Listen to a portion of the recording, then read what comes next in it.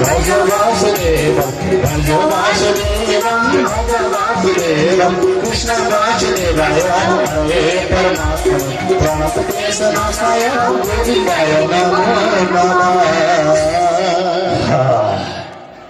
चंद्रमंडल आजा मैं अति प्रसन्न छे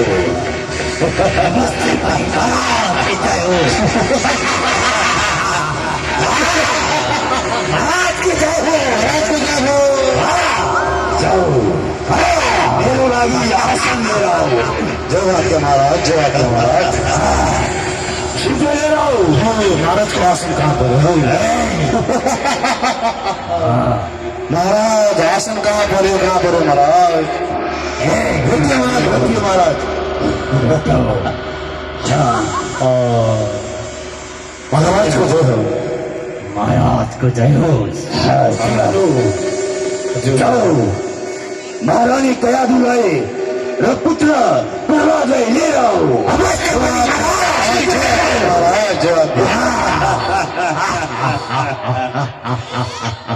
के मन सानो छो आज मेरो छोरो प्रहलाद राक्षसी वेद पढ्न लागि गुरुकुल पठाउँदैछु।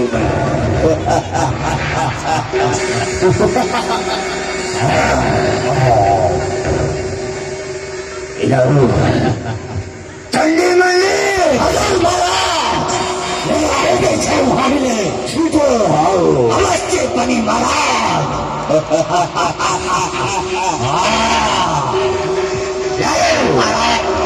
महारानीको लागि एउटा आसन लिएर आऊ। पुत्र प्रहलाद बाबु कान्छो छोरो प्रहलाद म तपस्यामा गएको बेलामा जन्म भएको मेरो कान्छो छोरो प्रहलाद आऊ मेरो राजा आओ मेरो काखीमा बैस। आज छोरो प्रहलाद आज तिमीलाई गुरुकुल पठाउँदैछु। थाहा छ किनकि तिमीलाई राक्षसी वेद पढाउन लागि। चल्यो मैले महाराज जाऊ गुरुलाई लिएर आऊ।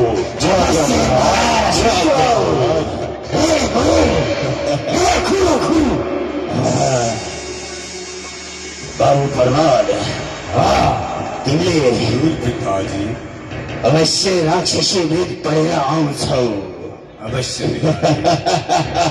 किनकि तिम्रो हिरण्यकश्यप पिताश्री जति राक्षसीमा वेदमा बलवान छ त्योभन्दा शक्तिशाली वेद पढेर आउनुपर्छ। गुरुदेव राजन कल्याणमस्तु। यता आउनुहोस्। आज हजुरलाई यो दरबारमा बोलाउन मेरो धेरै सौभाग्य भयो। राजन मलाई यस दरबारमा कति के कामले बोलाउनु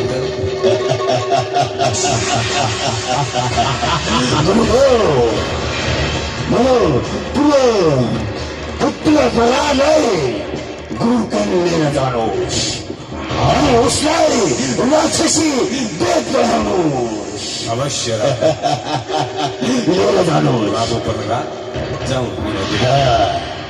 चन्द्रमण्डे हजुर उनीलाई गुरुकुलसम्म छोडेर आऊ। अवश्य पनि महाराज छिटो जाऊ। महारानी दयालु तिमी प्रसन्न छौ नि? किनकि हाम्रो छोरो प्रहलाद राक्षसी वेद पढाउन लागि गुरुकुल गएको छ। गुरुकुलमा गुरुजीहरू प्रहलादलाई पढाउने भन्नुहुन्छ। बाबु प्रहलाद तिमीले राम्रोसँग पढ्नुपर्छ। तिम्रो पिताजी भन्दा पनि तिमी चक्रवर्ती भएर प्रभावशाली भएर अघि बढ्नुपर्छ। तिम्रो पिताजीको यही इच्छा छ। तिमीलाई हामीले गुरुकुलमा पढाउन ल्याएका छौँ। आजबाट हामी जे भन्छौँ त्यही अनुसारले तिमी पढ है भनेर गुरुहरू अहिले पढ्न सिकाउनुहुन्छ। अब तिमीले राक्षसी विद्याको अध्ययन गर्नुपर्छ। म सिकाउँछु, तिमीले पढ है त।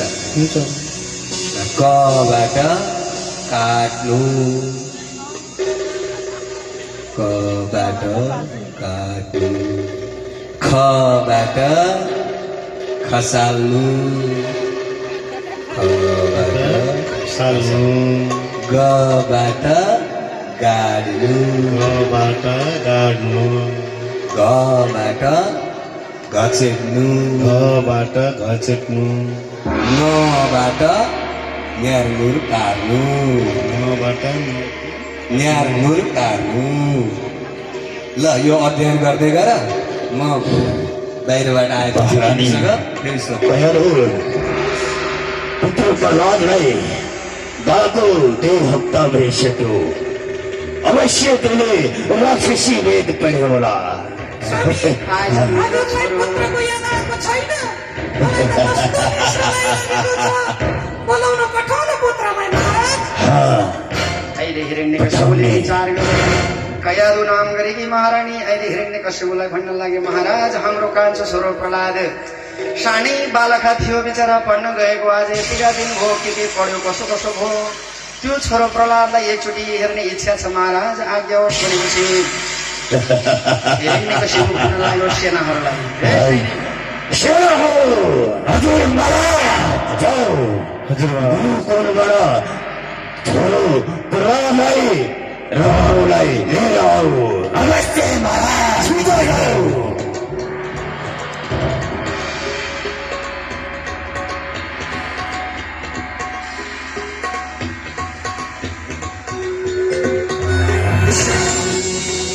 अहिले यस्तै प्रकार प्रहलादजी आउनु, 2 हात जोडेर पिताजीलाई प्रणाम गर्नुहुन्छ। पिताजी प्रणाम।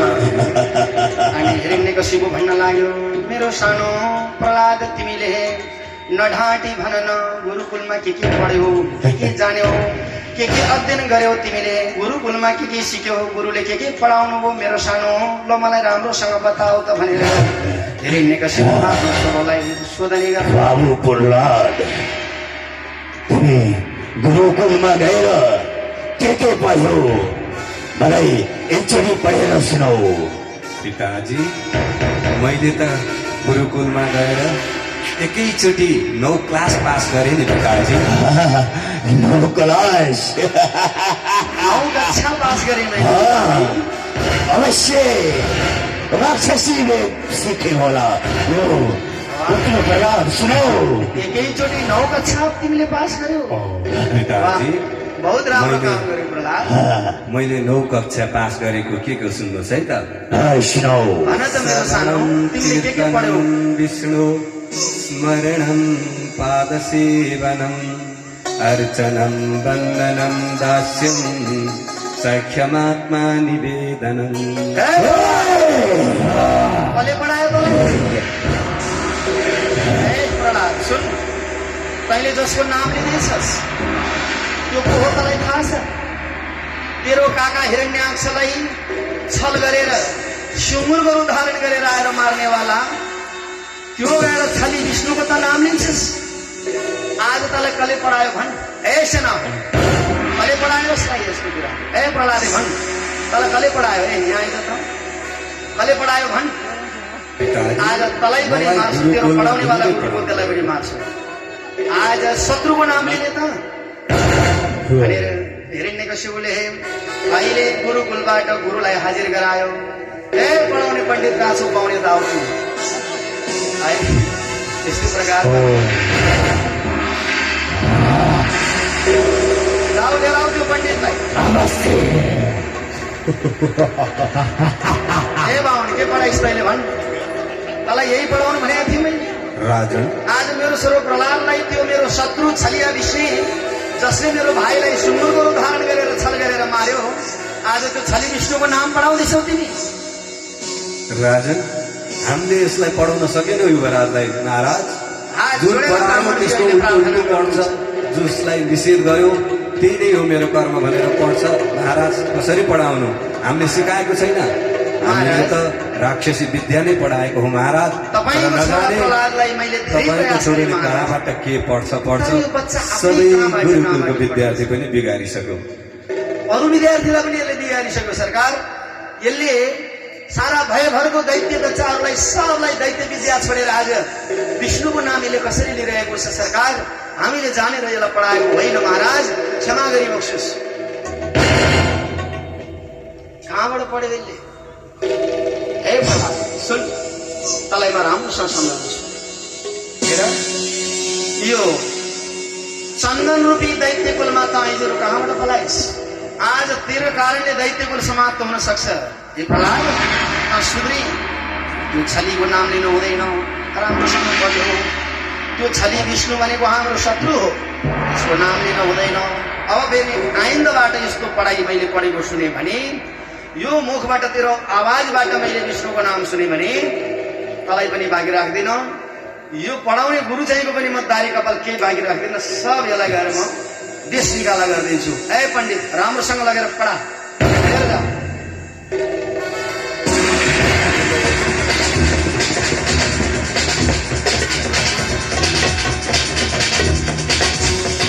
अहिले हिरण्यकशिपु चिन्तामा पर्न थाल्यो। आज मैले यत्रो प्रभावशाली भएर कार्य गर्दै आएको, तर कहाँबाट यस्तो छोरो पैदा भयो? यत्रो गएर मेरो सारा राज्यमा सबै विष्णुको विरोधी छन्, तर मेरै घरमा 6 भाइ छोरा मध्येमा यो कान्छो छोरो प्रहलाद, यो कसरी गएर यो शत्रुको नाम लिइरहेछ हो? हे रानी, तिमीले पो सिकायो कि कसो? महाराज मैले सिकाएको होइन के? होइन, कहाँबाट पढ्यो है यसले? यो शत्रुको नाम कसरी लियो यसले?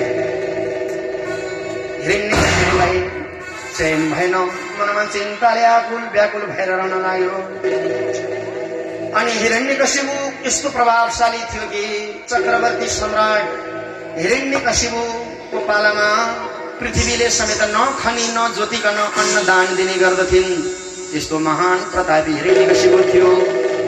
यमराज पनि डराएर उसको लोकबाट, पृथ्वी लोकबाट कसैलाई यमलोक नलैजाने, यस्तो प्रकारको यमराज पनि डराउँथ्यो हिरण्यकशिपुसँग। त्यति मात्र होइन, यो पृथ्वीमा पनि हिरण्यकशिपुको डरले पृथ्वीले पनि जहाँ पानी पर भन्यो पर्ने, नपर भने नपर्ने, प्रकृतिलाई पनि आफ्नो बसमा राखेको, नखनिकन नजोतिकन अन्न उब्जती हुने, यस्तो प्रकारको अहिले हिरण्यकशिपुले चक्रवर्ती भएर साम्राज्य फैलाइराखेका थियो। यस्तो चक्रवर्ती सम्राट भएको हिरण्यकशिपु आज आफ्नै छोराको चिन्तामा अहिले सारा कामहरू बिर्सेर यही चिन्तन गर्दै अब के पढ्यो प्रहलादले? यो गुरुलाई पनि लिएर आइज, प्रहलादलाई पनि लिएर आइज। हे सेना हो, जाऊ लिएर आऊ मेरो छोरो प्रहलादलाई। अब त सुध्रियो कि, अब त ज्ञानी भयो कि, अब त मान्यो कि, अब त बुझ्यो कि, जाऊ छोरो प्रहलादलाई लिएर आऊ भनेर अहिले हिरण्यकशिपुले सैनिकहरूलाई हुकुम आदेश गर्यो। महाराजले लिन पठाउनु भएको छ भनेर सेनाहरू अहिले गुरुलाई अगाडि लगाएर बिचरा ब्राह्मण थरथर थरथर काँप्दै डराउँदै डराउँदै आउनु भएको छ। महाराज, राजन, मैले तपाईँको छोरालाई पढाउन सकिनँ राजन।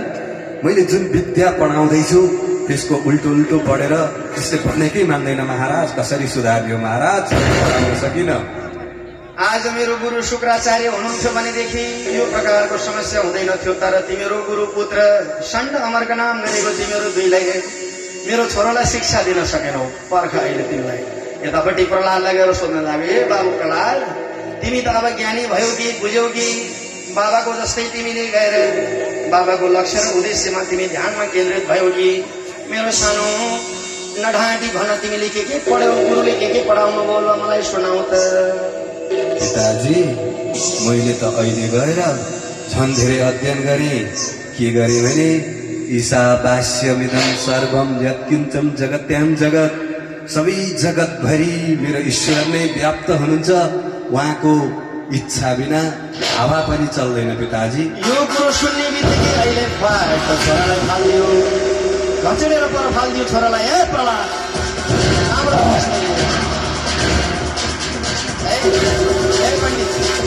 यो पढाइ सिकाउ छोरालाई।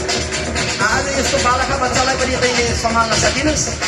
ए सैनिक, राजन, दारी कपाल मोडेर चारपाटे मोडेर यसलाई देश निकाला गरिदिनु पण्डितलाई। गरीको राजले मारेको राजा कारागारमा पुरेर राख्छु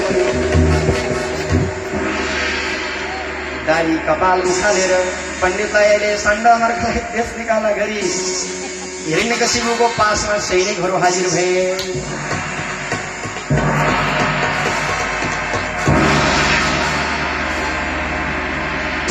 हे प्रहलाद भन् तलाई कसले पढाए महाराज पण्डितलाई हामीले देश निकाला गरिदिउँ यी दारी कपाल यहाँ आइपुगेको छ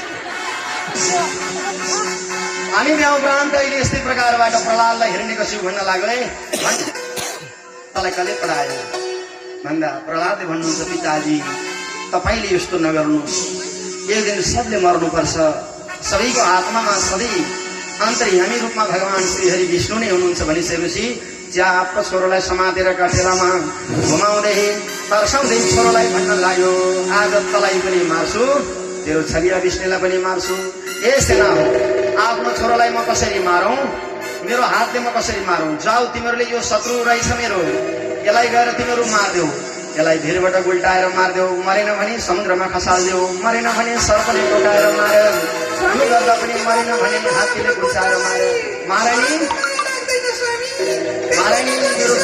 महारानीले अहिले आफ्नो बच्चाप्रति प्रेम भाव गरेर प्रार्थना गर्छ हिरण्यकशिपु भन्न लाग्यो महारानी तिमी पुत्र मोहमा नपर रानी आज यो छोराले नै गर्दा हाम्रो आज सारा सम्पूर्ण वंशै नाश हुनेवाला छ यस्तो छोरो पैदा हुनुभन्दा बरु मरेकै भए हुन्थ्यो रानी ए सेना हो जाऊ रानीलाई लगेर भित्र नजरबन्दमा थुनेर राख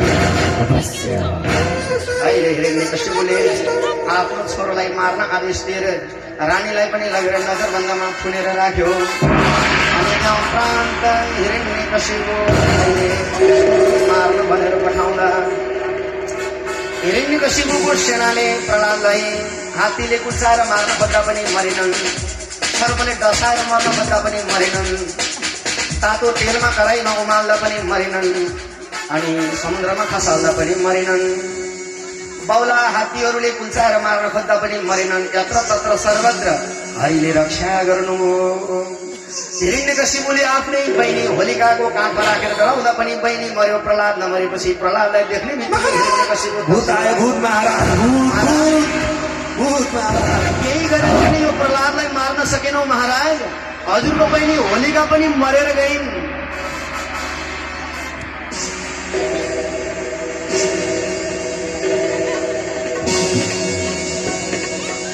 है मेरो बहिनी होलिका मरिन रे समादरणीय भक्तजनहरू असत्यमाथिको सत्यको जित भएको हुनाले त्यो होलिकालाई मारेको दिनबाट हामीले होली मनाउने चलन आएको फागु पूर्णिमाको चलन फागु पूर्णिमाकै दिन हो होलिका भस्म भएकी डरे त्यसैले होली मान्ने परम्परा हाम्रो त्यहाँबाट आएको यो परम्परा कसैले छोड्नु हुँदैन अनि होलिका पनि मरिसकेपछि हिरण्यकशिपु आत्तिएर अहिले छोरोलाई कटेलामा समातेर भन्न लाग्यो ए तँलाई बचाउनेवाला विष्णु कहाँ छ भन् पिताजी हजुरले यो घमण्ड किन गरिरहनु भएको छ मैले हजुरको यो पुरुषार्थमा पनि मेरै इष्ट भगवान विष्णुको दर्शन गरिरहेको छु पिताजी कता कता देखाउँ मैले मेरो प्रभु यत्र तत्र सर्वत्र जले विष्णु स्थले विष्णु विष्णु पर्वत मस्तके ज्वाला माला कुले विष्णु सर्वं विष्णुमयम जगत् पिताजी हिरण्यकशिपु कम्मरबाट तरबार निकालेर भन्न लाग्यो ए प्रहलाद आज तँलाई पनि मार्छु तँलाई बचाउनेवाला तेरो छलिया त्यो विष्णु त्यसलाई पनि मार्छु कहाँ छ तेरो विष्णु तँलाई रक्षा गर्नेवाला तेरो छलिया विष्णु कहाँ छ भन् आज तँलाई पनि मार्छु तेरो विष्णुलाई पनि मार्छु भन्दा प्रहलाद भन्नुहुन्छ पिताजी जले विष्णु थले विष्णु विष्णु पर्वत मस्तके ज्वालामाला कुले विष्णु सर्वं विष्णुमयम जगत जलमा पनि विष्णु थलमा पनि विष्णु कण कणमा विष्णु पर्वतमा पनि विष्णु समुद्रमा पनि विष्णु जलमा थलमा यत्र तत्र सर्वत्र सारा जग्गामा विष्णु म भित्र पनि विष्णु तपाईँ भित्र त्यो तपाईँको छाती भित्र पनि अन्तर्यामी रूपमा भगवान विष्णु हुनुहुन्छ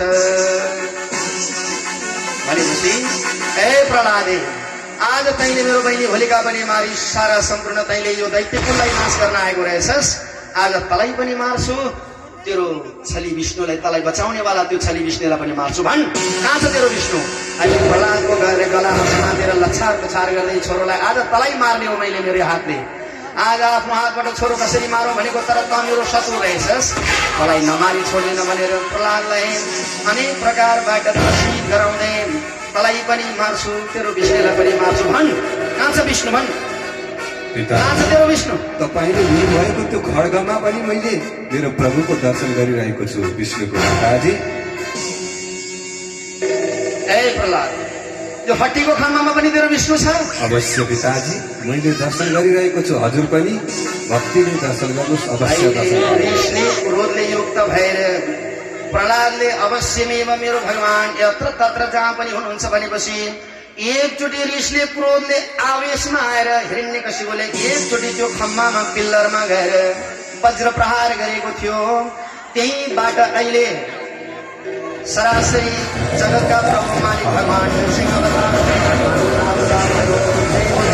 अवतार भगवानको आकाशबाट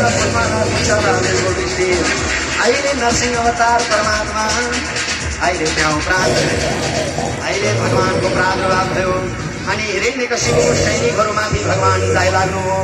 हे सैनिकहरू, कहाँबाट यो अचम्मको प्राणी आयो? आदि बाघ आदि मान्छे, यस्तो त मैले अहिलेसम्म देखाएको थिइनँ। जाऊ हमला गर यसलाई।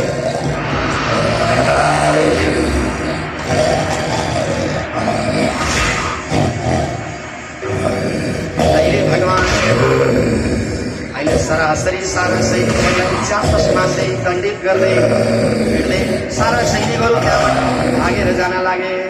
ए भाग भाग,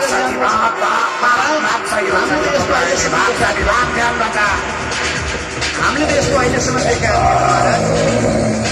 हिरण्यकशिपु भन्न लाग्यो, ए अचम्मको प्राणी, आदि बाघ आदि मान्छे तै होस्, प्रहलादलाई रक्षा गर्नेवाला तै होस्, मेरो भाइ हिरण्याक्षलाई सुँगुरको रूप धारण गरेर आउनेवाला तै होस्। आज तलाई पनि मार्छु, प्रहलादलाई पनि मार्छु, आएर युद्ध गरौँ। भगवान नरसिंह अवतार परमात्मा से युद्ध गरौँ।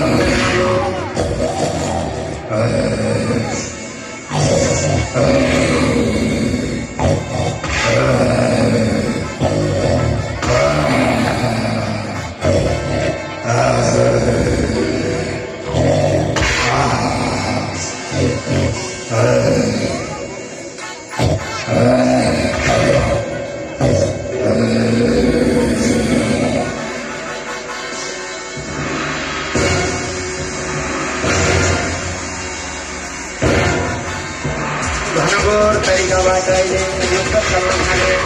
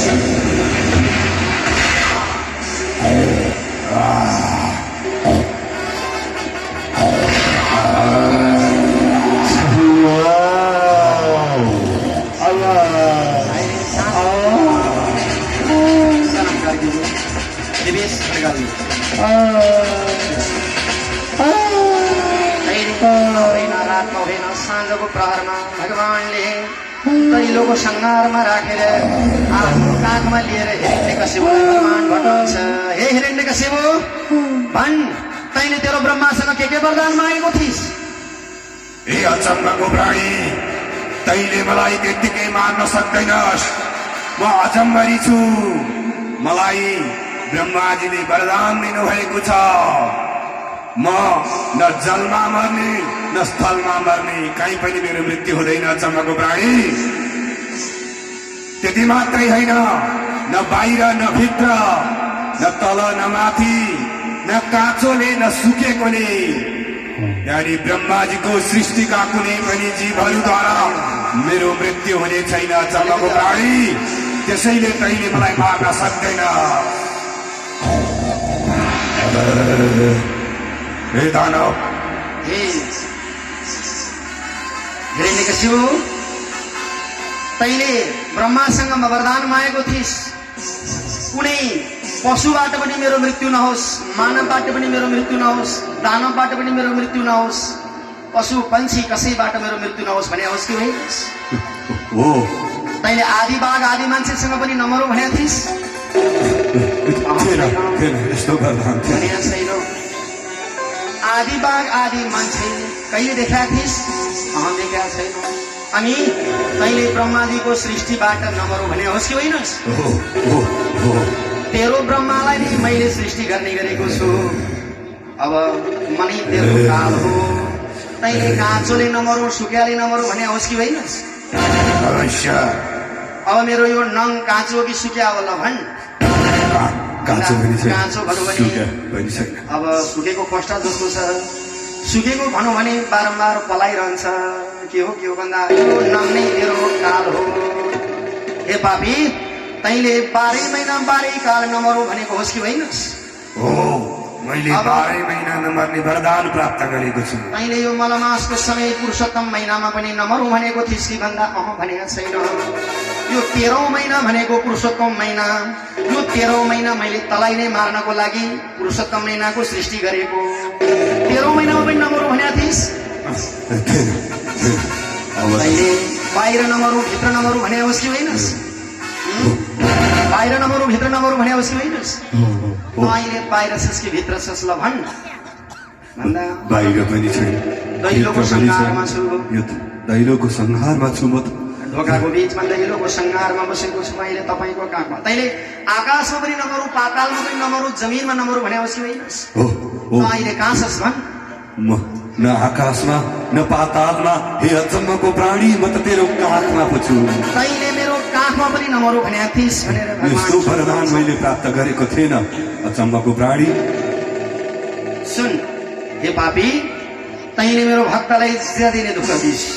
मेरो अपमान गरेको म सहन्छु, मलाई जे भने पनि निन्दा गरे पनि म सहन सक्छु, तर मेरो भक्तलाई दुःख दिएको म सहन सक्दिनँ।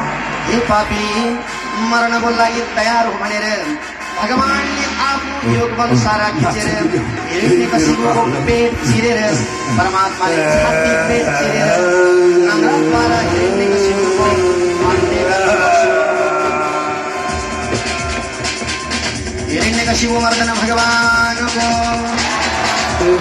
नृसिंह अवतार भगवानको। अहिले हिरण्यकशिपुलाई मारेपछि भगवानको त्यो शक्ति तेजले गर्दा पृथ्वी पनि काप्न थालिन्। सारा जनहरू त्रसित हुन लागे। भगवान ज्यादै नै रिसाएपछि शिवजी आउनुभयो, सक्नु भएन। लक्ष्मी आउनुभयो, सक्नु भएन। देवी दुर्गा आउनुभयो, भवानी काली महाकाली भद्रकाली सबै आउनुभयो, भगवानलाई मनाउन सक्नु भएन।